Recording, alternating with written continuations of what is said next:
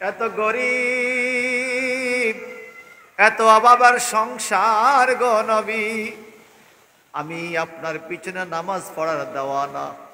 আপনার পিছনে নামাজ না পড়লে আমার শান্তি লাগে না গো নবী।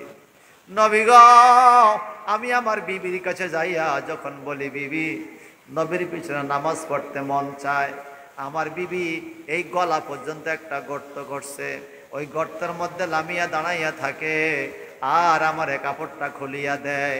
তখন আমি এই কাপড়টা শরীরে পেঁচাইয়া মসজিদ নববীতে দৌড়াইয়া যাই, আপনার পিছে নামাজ আদায় করি। এবার লোকগুলো কয়, নবী গো, অমুক এলাকার একজন মানুষ দৌড়াইয়া জামাতে শরিক হয়, নামাজটা পয়রা দেরি করে না আবার চইলা যায়, মুনাফিক হবে। আমার নবী কথার খবর লো, সাহাবায়ে কেরাম বাড়িতে গেল। এ আব্দুল্লাহ ইবনে আনসারী, কই রে, কই কই কই, কোনো খবর নাই। পরের দিন নবী নিজে গেল, যাইয়া ডাক দেয়, এ আব্দুল্লাহ ইবনে আনসারী, খবর নাই।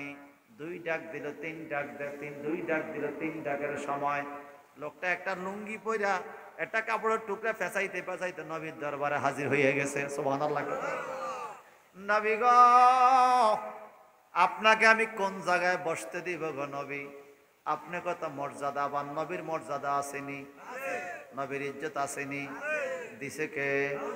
আমার নবীর আল্লাহ আরশ আজিম নিয়ে কুরসিতে বসাইছেনি। এটা মেরাজের মাস, এই মাসে আল্লাহর নবীর আল্লাহ আরশ আজিম তুলছেনি। জোরে কোন? জান্নাত জাহান্নাম দেখাইছেনি, আল্লাহ নিজে দিদার দিছেনি। আমার নবী কয়, রাআইতু রাব্বি বিআইনি ওয়া বিকলবি মাররাতাইন, আমি আমার আল্লাহরে কপালের চোখ দিয়াও দেখছি, কলবের চোখ দিয়াও দেখছি। সুবহানাল্লাহ। হে আমার ভাইয়েরা, এইবার আব্দুল্লাহ ইবনে আনসারী দৌড়াইয়া আসলো, নবী গো, আপনাকে কোন জায়গায় বসাবো, কেমনে আপনার ইজ্জত দিব? আমার নবী কয়, শোনো, ইজ্জত দেওয়া লাগবে, দিবা তো তুমি নামাজ পড়ে তাড়াতাড়ি বাড়িতে চলে আসো। কারণটা কি? আমার সাহাবীরা তোমার ধরতে আসছে, তুমি মুনাফিক কিনা। নবী গো, আপনার কদমে আমার জীবন কোরবান গো নবী, আমি কিন্তু মুনাফিক না, আমি মুসলমান, আমি আপনার পিছনে নামাজ পড়ার দেওয়ানা। নবী গো, আমি মুসলমান, তো তাড়াতাড়ি চলে আসো কেন? ইয়া রাসূলুল্লাহ গো, এই মাত্র আপনার কাছে আমি প্রমাণ দিলাম, আপনি তিনবার আমাকে ডাক দিছেন, আমি আপনার কাছে তিন ডাকের সময় আসছি। একবার ডাক দিলে তো আসা প্রয়োজন ছিল, মনে রাখবেন। অন্য কেউ ডাক দিলে নামাজ ভাঙ্গা যায় না, যখন নবী ডাক দিবে, যদি আপনি নামাজেও থাকেন, নামাজ ভাঙ্গা নবীর ডাকে সাড়া দেওয়া নামাজের চাইতে বড় ফরজ। মাসালা বুঝলেন? আমার আব্দুল মালিক ভাই ডাক দিলে নামাজ ভাঙ্গন যাইতো না, নামাজ শেষ করে যাইতে, ঠিক কিনা? নবী ডাক দিলে নামাজ ভাঙ্গা নবীর ডাকে সাড়া দেওয়া নামাজের থেকে বড় ফরজ, কোরআনের দলিল। সুবহানাল্লাহ কোন? আর আমি আর আপনি যদি নামাজ ভাঙ্গি, আবার পুনরায় নামাজ পড়তে হবে। কিন্তু নবী ডাক দিলে যদি কেউ নামাজ ভাঙ্গে, পুনরায় নামাজ পড়া লাগবে না। যেখান থেকে আপনি যাইয়া কথা বলছেন, আবার বাকি নামাজ পড়লে নামাজ আদায় হইয়া যাবে।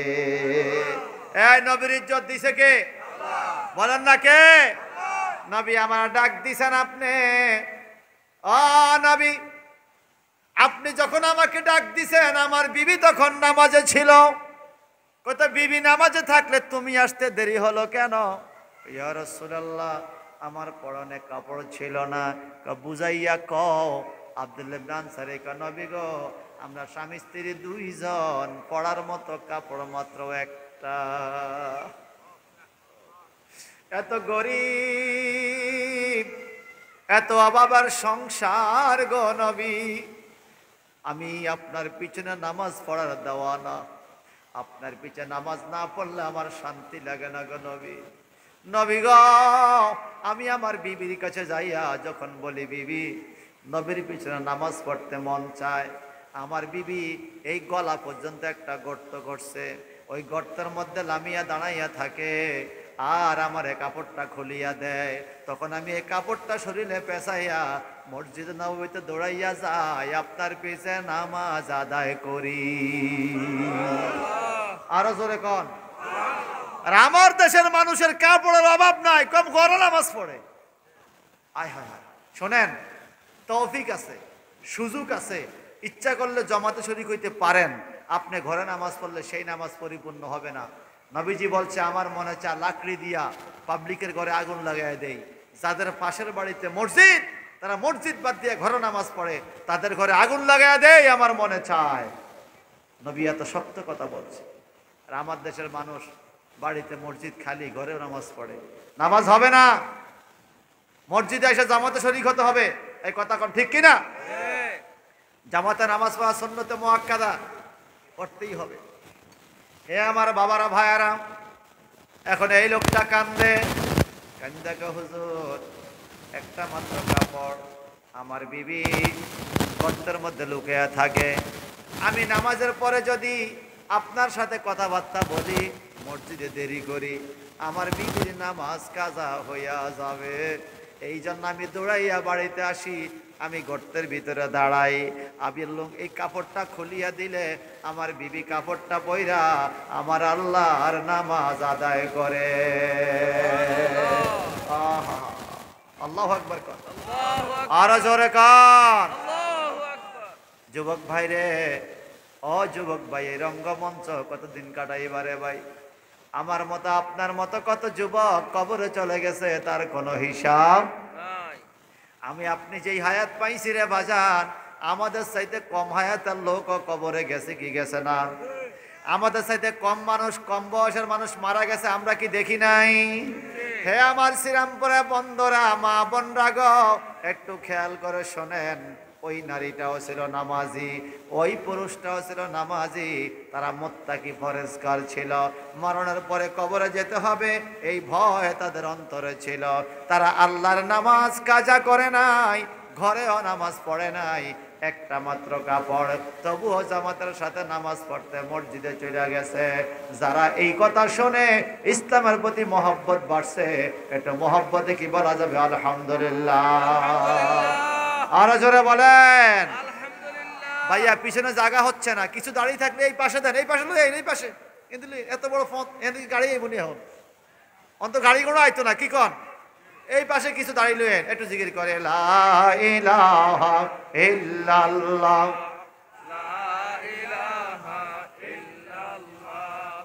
লা ইলাহা ইল্লা, এদিকে দেন সামনে, লা ইলাহা ইল্লাল্লাহ, আল্লাহ বহু দূরে মদিনা, আমরা কেমনে যাব জানি না। আল্লাহ বহু নাই, আমরা কেমনে যাব জানি না। হায় হায় দয়া করম দয়াল আল্লাহ, দয়া পোড়াও মনের বাসনা, লা ইলাহা। কতটি মানুষ জোরে লা ইলাহা, ও লা ইলাহা, বলো লা ইলাহা ইল্লাল্লাহ, লা ইলাহা ইল্লাল্লাহ মুহাম্মাদুর রাসূলুল্লাহ।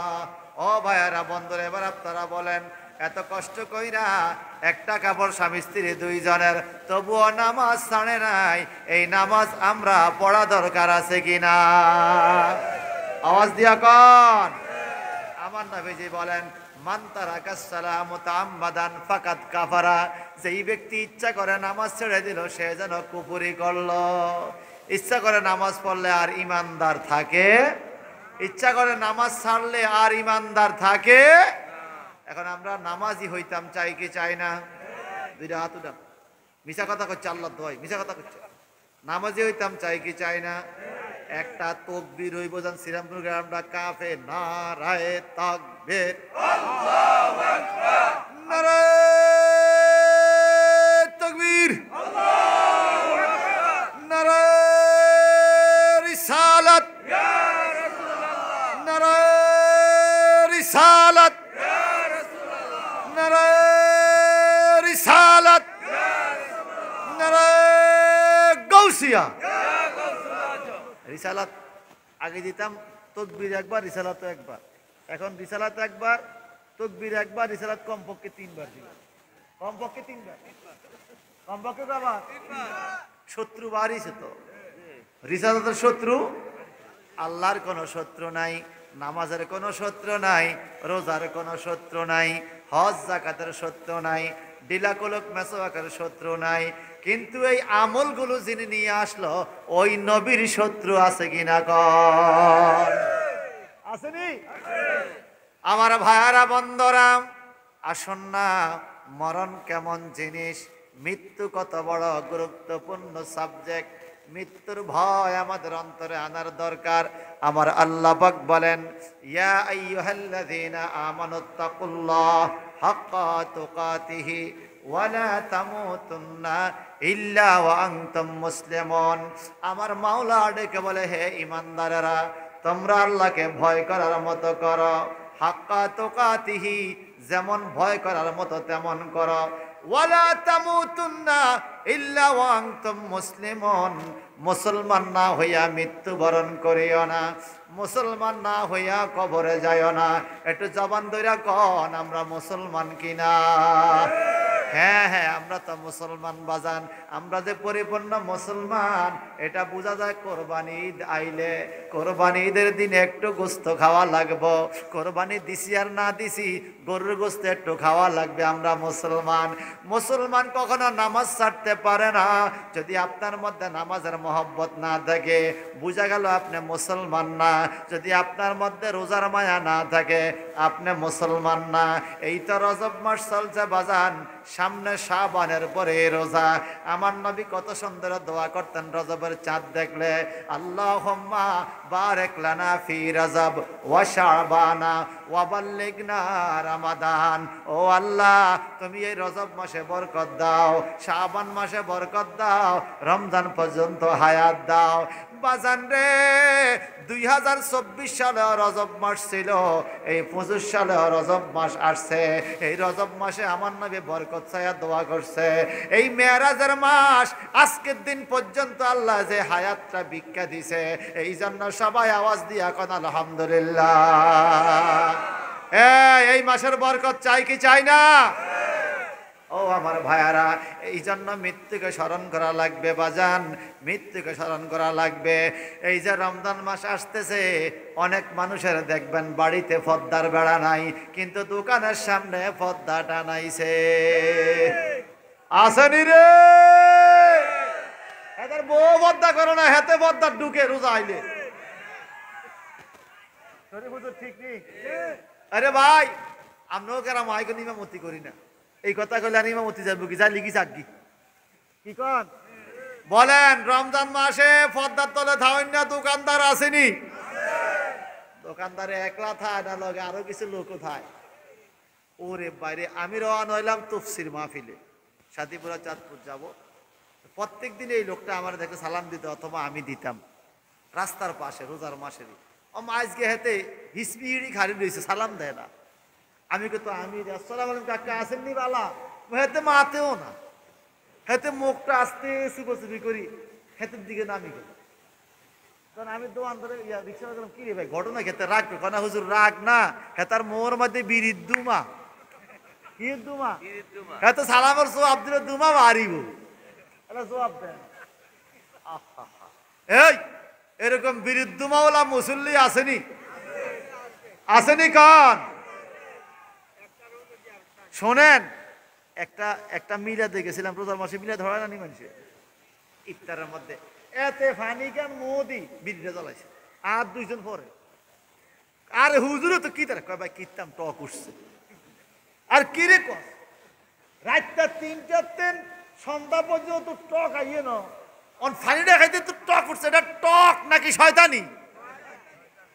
একটু খাজুর টাজুর খা, খানা টানা খাইয়া পরে খা না, হেতে আগে বিড়ি খাইব।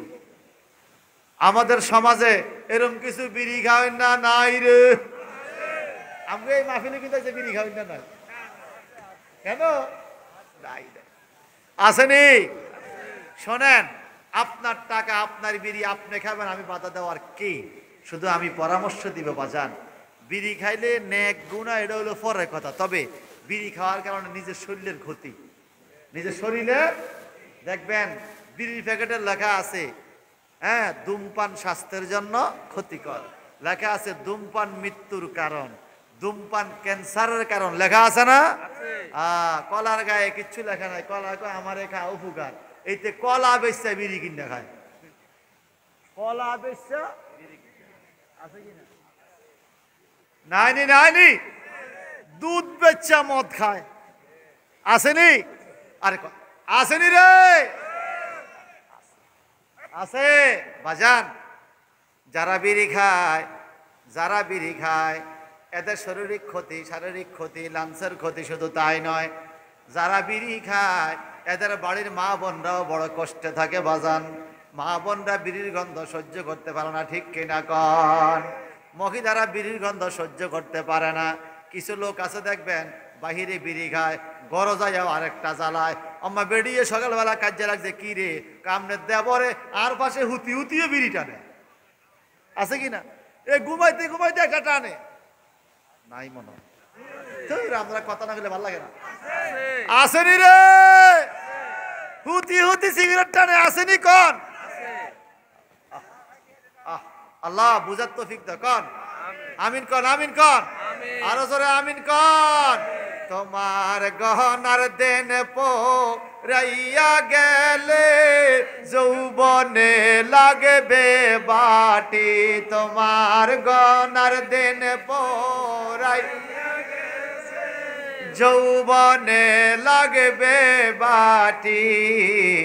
ওই যে দেখো ডাকিতেছে তোমায় কবরের মাটি, বলেন ওই যে দেখো ডাকিতেছে তোমায় কবরের মাটি। আমাদের দিনটা গোনা না? যার বয়স 60 বছর বাজেট, এখন 50 বছর চলে, আর কত আছে? 51, আর কত? 52, আর কত? গড়ির কাঁটা ঘুরতেছে, আর আজ আমাদের দিকে আসে কি না কন? একটা বাস্তব কথা বলেন, আমাদের হায়াতের বেলাটা দিন দিন উড়ে না ডুবে? জোরে বলেন। আরে মাঠের কৃষক তো যখন দেখে সূর্য ডুবে যেতেছে তাড়াতাড়ি করে কামটা শেষ করে, ঠিক কিনা? আর হায়াতের বেলা ডুবে যাচ্ছে, আমার কবরের সামান নেওয়ার কোনো খবর নাই। সন্ধ্যার আগে যেদিন ডুবিবে বেলায়, এক পলকে ভেঙ্গে যাবে তোমার রঙের মেলা, ঠিক কিনা? সন্ধ্যার আগে যেদিন ডুবিবে বেলায়, এক পলকে ভেঙ্গে যাবে তোমার রঙের মেলা। কারে দিবা তুমি জোরে ধামা,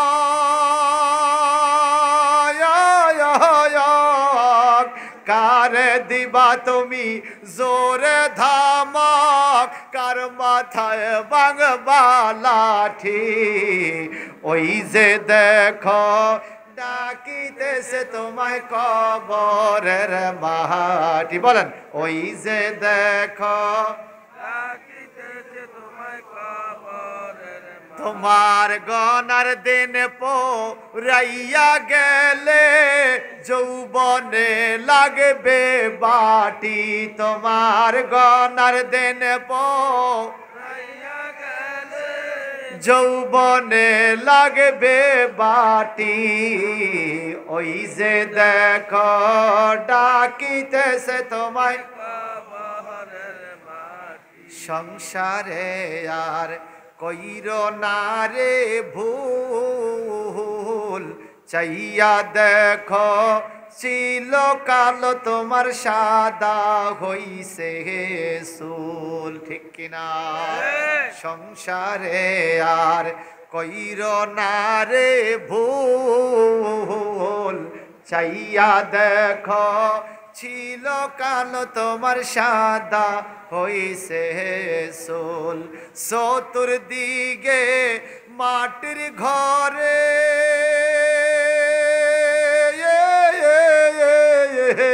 চতুর্দিকে মাটির ঘরে দিবে না বিছান পাটি তোমার চতুর্দিকে মাটির ঘরে দিবে না বিছান পাটি ওই যে দেখো ডাকিতেছে তোমায় কবরের মাটি ওই যে দেখো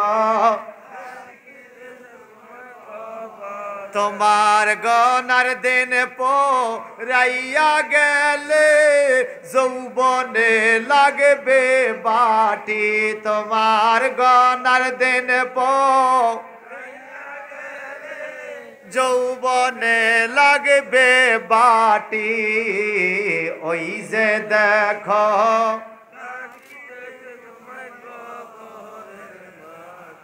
কবরে মাটি ডাকিনি জোরে কন সময়টা সংক্ষেপ বাজান শেষ করে দেই মরণ আছে কিনা কাছে না দূরে আমার জীবন যেখানে মরণও সেখানে আপনাদের শ্রীরামপুরের ৮-১০ জন লোকের সাথে আরো বেশি হবে দেখা হয় মসজিদে আয়েশা মক্কা শরীফ গেলে আয়েশা মসজিদে এই এলাকার অনেকগুলো লোক দেখা হয় মসজিদে আয়েশা গেলে আয় হায় আমার দেখলে পাগলা দৌড়ে আরে আমি দেশে হুজুর আইছে রে ভালোই লাগে প্রবাসীরা যে কত আনন্দ পায় দেশে একটা লোক দেখলে ঠিক কি না আরে মা নাই বাবা নাই ঈদের দিনেও কান্দে বিদেশিরা ঈদের দিনেও কান্দে ছেলে মেয়ের থেকে দূরে থেকে কথা কোনো ঠিক কিনা বাজান আমার আমি মৃত্যুর কথা শোনাইতেছি আপনাদেরকে আমারও মরণ আছে আপনাদেরও মরণ আছে এই জায়গায় গত 500 বছর আগে কে ছিল আমরা তাকে চিনি না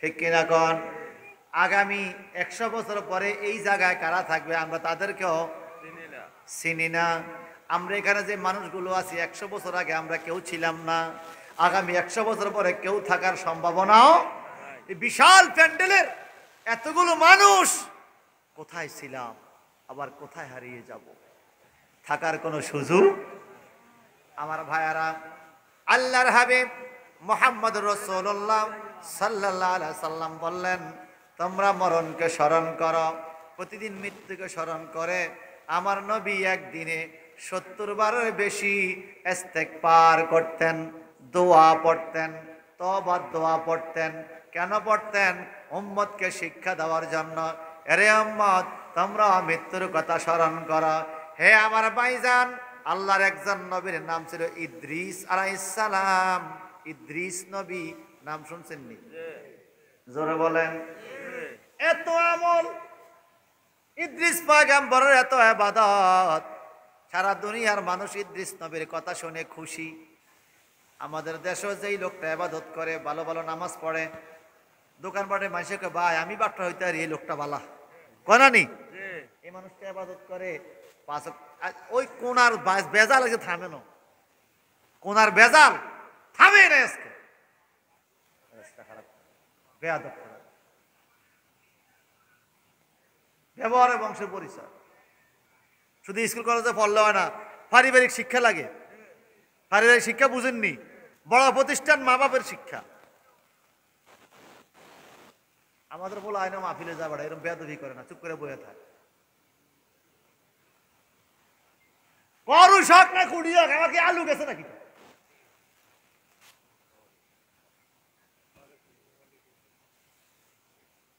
তোরা দুষ্টামি করতে আইসস মাহফিলে বেজার লাগাইতে আইসস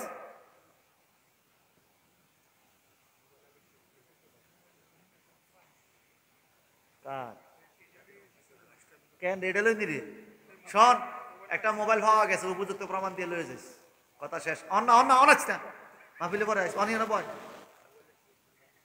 সেটের নাম কইতে হইব ডায়াল নাম্বার কইতে হইব তোর নাম কইতে হইব কেন কত ঝামেলা আছে আন্দাজি একজনের মোবাইল দেওয়া যেত না মোবাইল থাক মোবাইল একটা পাইছি আমরা চিন্তা করি ইচ্ছা এবার টেনশনটা গেছে নি রে বাবা মোবাইলের টেনশন গেছে নি ও মাকে স্বর্ণ আড়ালে ঘন্টা হলো না কারণ মোবাইলে খেলে তো খেলে জুতা ধরি জুতা জুতা কি রে মোবাইল টেনে জুতা টানে মোবাইল আমার জীবন মোবাইল আমার জানের জান আল্লাহ আল্লাহ তুমি আমাদের সবারই হেফাজত করো আমি ইদ্রিস পয়গম্বরের ইন্তেকালের কথাটা শোনাইতে চাই, 3 মিনিট লাগবে, 3-4 মিনিট লাগবে, শুনবেন? একদম মনোযোগ শুনবেন। আল্লাহ বলে মিনহা খালাকনাকুম ওয়া ফিহা নুঈদুকুম ওয়া মিনহা নুখরিজুকুম তারাতান উখরা। আরে বান্দা, এই মাটির থেকে তোমাদেরকে সৃষ্টি করা হয়েছে। ওয়া ফিহা নুঈদুকুম, মাটির ভিতরে তোমাদেরকে নিয়ে আসা হবে। ওয়া মিনহা নুখরিজুকুম, মাটির থেকে তোমাদেরকে বের করে দেওয়া হবে। তারাতান উখরা, কিয়ামতের ময়দানে তোমাদেরকে দাঁড় করাতে হবে। আমাদের সৃষ্টি শেষ, সামনের জিন্দিগি আমাদের কবরের জিন্দিগি বাজান। এই জিন্দিগিটাকে আলামে বরজখ বলা হয়। হযরত ইদ্রিস আলাইহিস সালামের এত সুনাম, পুরা এলাকায় মানুষে কয় ইদ্রিস নবী সারা বছর রোজা রাখে, প্রতিদিন রাত্রে নামাজ আদায় করে। ইদ্রিস নবী খুব ভালো মানুষ, কারো ক্ষতি করে না, মানুষের উপকার করে। ওনার প্রশংসা শুনতে শুনতে আসমানে ফেরেশতারাও বলা বলে শুরু করছে। এক একজন ফেরেশতারা ওনার কাছে বলে ইদ্রিস নবী খুব ভালো ভালো ইবাদত করে। এই শুনতে শুনতে মালাকুল মাউত আজরাইল আলাইহিস সালামের কাছে ইদ্রিস পয়গম্বরের খবরটা পৌঁছে গেছে। আজরাইল আলাইহিস সালাম ডাকা আজরাইল ফেরেশতা ডাইকা বলে, ও আল্লাহ, আমি তো মানুষের কাছে জীবনে একবার যাই, 2 বার যাওয়ার সুযোগ হয় না। আল্লাহ গো, ইদ্রিস পয়গম্বরের কাছেও তো একবার যাব জান কবজের জন্য। যদি তুমি আমার অনুমতি দাও, আমি আরেকটা বার যাইতে চাই জান কবজের পূর্বে। ইদ্রিস পয়গম্বরের সাথে একটু সাক্ষাৎ করতে চাই। বলে কেন? এত ভালো মানুষ, এত ভালো নবী, সারা বছর রোজা রাখে, সারা দিন রাত নামাজ পড়ে, এত আমলদারি বান্দা, আমি একটু দেখা করতে চাই, বরকত নিতে চাই। আল্লাহ রহমতের ফেরেশতারা আল্লাহর ওলিদের কাছ থেকে বরকত নিতে চায়। ফেরেশতারা ওলি আল্লাহর মাজার জিয়ারত করে, ফেরেশতারা আমার নবীর রোজাবাকে সালাম দেয়। সুবহানাল্লাহ বলবেন না? এখানে ফেরেশতা আছে কিনা কোন? আমরা দেখি না, কিন্তু ঈমান আছে। আমানতু বিল্লাহ ওয়া মালাইকাতিহি ওয়া কুতুবিহি ওয়া রাসূলিহি ওয়াল ইয়াউমিল আখির ওয়াল কদরে খাইরিহি ওয়া শাররিহি মিনাল্লাহি তাআলা ওয়াল বাসে বাদাল মাউত। এই ঈমানের মুফাসসালের মধ্যে আমরা পড়েছি ফেরেশতা আছে, ফেরেশতার প্রতি ঈমান আনছি বাজান। আজরাইল রে আমার আল্লাহকে, আজরাইল রে যা ইদ্রিস নবীর সাথে দেখা কইরা আয়। ইদ্রিস পয়গম্বরের দরবার আজরাইল সালাম আইসা সালাম দিল। ইদ্রিস নবীকে, আজরাইল কি খবর, আমার কি হায়াত শেষ নিরে, আমি একটু তওবা তাসবিহ পড়া লই।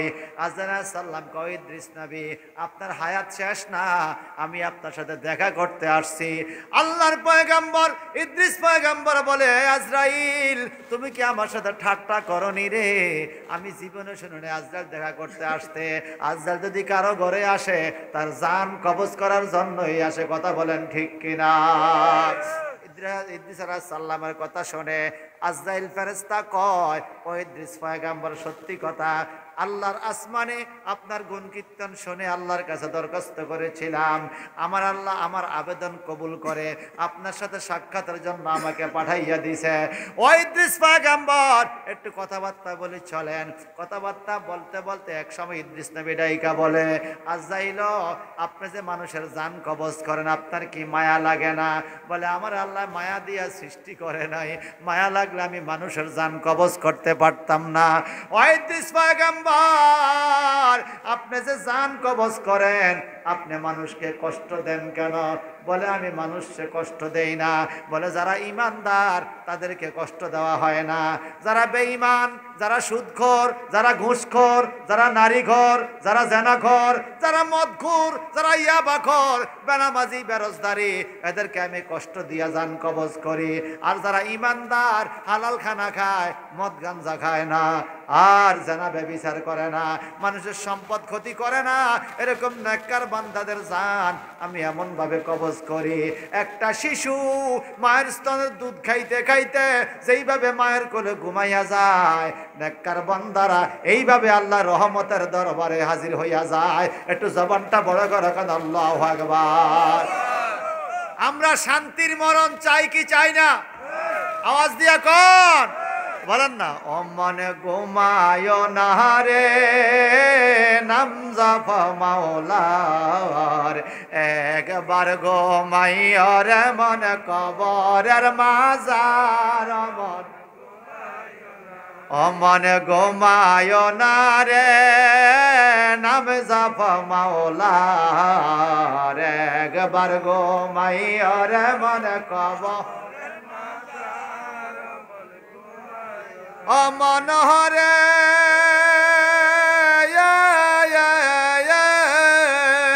ওরে সংসারের মায়ায় পরে করিলে অবহেলা রে মনে করিলে অবহেলা পিছন দিকে চাইয়া দেখ ডুইবা যায় তোর বেলায় মনে ঘুমায় না রে ঠিক কিনা ওরে পিছন দিকে চাইয়া দেখ ডুইবা যায় তোর বেলায় মনে ঘুমায় না রে অমন ঘুমায় না রে নাম জপ মাওলা রে একবার ঘুমাইয়া রে মনে কব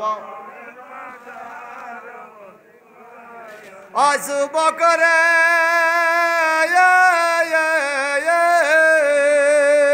ওরে পড়বি বলে মন নামাজটা পড়লি না রে তুই নামাজটা পড়লি না আজরাইল আসিলে তোমায় সময় তো দিবে না মন ঘুমায় না রে বলেন আজরাইল আসিলে তোমায় সময় তো দিবে না মন ঘুমায় না রে অমন ঘুমায় না রে নাম জপ মাওলা রে একবার ঘুমাইয়া রে মন কব অমন হরে ওরে চারজনে সার কান্দে লইয়া কবরে নামাবে রে মন কবরে নামাবে আপন আপন যারা ছিল সবাই সরে যাবে অমন ঘুমায় না রে হাই রে আপন আপন যারা ছিল সবাই সরে যাবে অমন ঘুমায় না রে অমন ঘুমা রে নাম জপ মাওলা রে একবার ঘুমাইয়া রে মন কব ইদ্রিস পয়গম্বর কয় রে আজরাইল তুমি যে মানুষের মৃত্যু দাও কেমন কষ্ট হয় আজরাইল বলে হুজুর আমি তো জানি না কয় কও কি মরণ দাও তুমি জানো না বলে হুজুর আপনি যে খড়ম পায়ে দিয়া হাঁটেন আপনার খড়মের নিচে কত পিঁপড়া পড়ে রাস্তায় মরেনি কয় মরে কেমন কষ্ট পায় বলেন তো আমি কেমনে কম আমরা এখান থেকে কচুয়া বাজার যাইতে রাস্তা দিয়ে যখন হাঁটি পায়ের নিচে কত পিঁপড়া পড়ে না আমরা কি জানি পিঁপড়ার কষ্টটা কি থেতলে গেছে সে বুঝে তার কষ্ট আমরা জানিনি আল্লাহর ফেরেশতা আজরাইল ডেকে বলে ও ইদ্রিস নবী আপনাদের মানুষের কাছে একটা পিঁপড়া যত ছোট আমি আজরাইলের কাছে একটা মানুষ আরো বহু ছোট আমি কেমনে বুঝবো সে মরণে কেমন কষ্ট পায় ইদ্রিস নবী বলে আমার একটু বুঝার দরকার তাহলে প্র্যাকটিক্যাল দেখাতে হবে কেমনে মরণের স্বাদ মরণ ছাড়া বোঝা যায় কেউ বুঝবে না এখন ইদ্রিস নবী বলে তাহলে তুমি একটা কাজ করো কি একদম সহজভাবে কষ্ট না দিয়া আমার জানটা কবজ করো ওয়াদা থাকবে আমার আবার জান ফিরাইয়া দিবা আমি 7টা মানুষকে জানানোর জন্য তুমি কি রাজি আল্লাহ সাল্লাম বলে হুজুর আমি রাজি ঠিক আছে আমারে মৃত্যু দাও আল্লাহর হুকুমে আল্লাহর নবী ইদ্রিস পয়গম্বরকে আজরাইল জান কবজ করলেন খুব সহজভাবে কষ্ট দেন নাই রুহু কবজ করার পরে রুহুটা আলমে আরোহায় চলে গেল ইল্লিনে চলে গেল ইদ্রিস নবীর দেহ জমিনে পড়ে আছে রুহু চলে গেছে ইল্লিনে জান্নাতের কিনারে ইদ্রিস পয়গম্বরের রুহু এদিক সেদিক দৌড়াদৌড়ি করে আজরাইল গেছে সেখানে হুজুর আপনারা দুনিয়াতে যাবেন আপনি এখানে ঘুরতেছেন কেন আপনি চলেন দুনিয়ায় যাবেন ইদ্রিস নবীর রুহু ডাইকা কয় আমি আর দুনিয়াতে যাব না বলে কেন বলে তুমি কথা ঠিক রাখো নাই কি কথা? তোমার সাথে কথা ছিল তুমি আমার সহজভাবে মরণ দিবা, তুমি আমার এত কষ্ট দিলা কেন? বলে আমি তো সহজভাবেই দিছি হুজুর, এর চাইতে সহজ মৃত্যু কাউকে দেই নাই, তা আপনি কষ্ট পাইছেন কি বলেন? তুমি বলতেছো সহজ আজরাইল, কিন্তু আমি ইদ্রিস নবী এত কষ্ট পাইছি, একটা জীবন্ত পশুর চাইতে চামড়াটা খালাইয়া তুলে ফেললে যত কষ্ট হয় রে, আমি আরো বেশি কষ্ট পাইছি। সহজভাবে মরণ দিলে যদি এত কষ্ট হয়, কঠিনভাবে মরণ দিলে জানি কত কষ্ট হয়। আমি ভালো হইছে একবার রূহ কবজ হয়ে গেছে, আল্লাহ বলছে কুল্লু নাফসিন যায়কাতুল মাউত, সমস্ত আত্মাকে মৃত্যুর স্বাদ গ্রহণ করতে হবে। আমি মৃত্যুর স্বাদ গ্রহণ করছি রে, আমি আর দুনিয়াতে যাইতে চাই না, আমি আর মরতে চাই না, আমি এখানেই থাকবো। আমার আল্লাহকে আজরাইলকে ছেড়ে দে। আসলে ইদ্রিস পয়গম্বরের মৃত্যু আমি এইভাবেই তার তকদিরে লিখে দিয়েছিলাম। একটু চিৎকার দিয়ে কর না আল্লাহু আকবার। দুয়ারে আয়েশাছে পালকি, দুয়ারে আয়েশাছে পালকি, না ইহুরিগা তুলো রে তুলো, মুখে আল্লাহ রসুল সবে বলো, মুখে আল্লাহ রসুল বলেন। মসজিদের ফালকি আছে কি নাই? এই ফালকিতে কেউ সাদা কাপড় পরা ছাড়া উঠতে পারে না, রঙিন কাপড় পরে পালকিতে উঠার অনুমতি নাই। এই পালকি যেই 7 জনে বহন করে, এরা উজু রাইখা বহন করে, এই পালকি নিয়ে এমন ঘরে সামনে রাখে, ওই ঘরের সামনে যখন পালকিটা রাখা হয়, হাদিস শরীফে আছে আত্মারায় একবার বাড়িতে দৌড়ে যায়, একবার ছেলের কাছে, একবার মেয়ের কাছে, একবার ভাইয়ের কাছে, একবার ভিতরে আবার লাভ দেয়। নবীজি বলে কি যে একটা আহাজারি কান্নাকাটি, এই আত্মাটা বিনে বিনে কান্দে, আমি কেমনে থাকবো, কেমনে থাকবো, মাটির ভিতরে একা কেমনে থাকবো। আমার নবী বললেন তুমি নামাজি হয়ে যাও, নামাজ তোমাকে পাহারা দিবে। আজ জোরে কান। যত বছর এখানে মাহফিল করি, আজকের মতো মানুষ তো কোনো বছর দেই পাবলিক আজকে শীতে দিন মানুষ বলি, আরে নবীর আশিক দেখি শীতে আটকে রাখতে পারেনি। এই মারহাবা কন, মারহাবা কন। আমার ভাইয়েরা, এই নামাজ দরকার আছে কিনা কন? আছে। নামাজ মানুষকে মৃত্যুর যন্ত্রণা থেকে হেফাজত করে, নামাজ মানুষকে কবরের আযাব থেকে হেফাজত করে, নামাজ মানুষকে কিয়ামতের ময়দানে ডান হাতে আমলনামা দেয়, আর নামাজের বরকতে মানুষ বিদ্যুতের মতো ফুলসরাত পার হয়। নামাজের বরকতেই মানুষ বিনা হিসাবে জান্নাতি হয়। চিৎকার দি কন্যা, এই নামাজ পড়া দরকার আছে কিনা? আর বান্দা যেই জায়গার মধ্যে নামাজটা পড়ে সেজদা দেয়, ওই জায়গাটাকে আরবিতে বলে মসজিদ। কি বলে? কবি নজরুল কত যুগ আগে কইয়া গেছে, মসজিদেরই পাশে আমার কবরে দিও ভাই, যেন গুর হতে মুয়াজ্জিনের আজান শুনতে পাই। মসজিদের পাশে কবরে শুইতে পারলো লাভ আছে। মারহাবা কর না। ঢাকা ইউনিভার্সিটি মসজিদের পাশেই কবি নজরুলের কবর।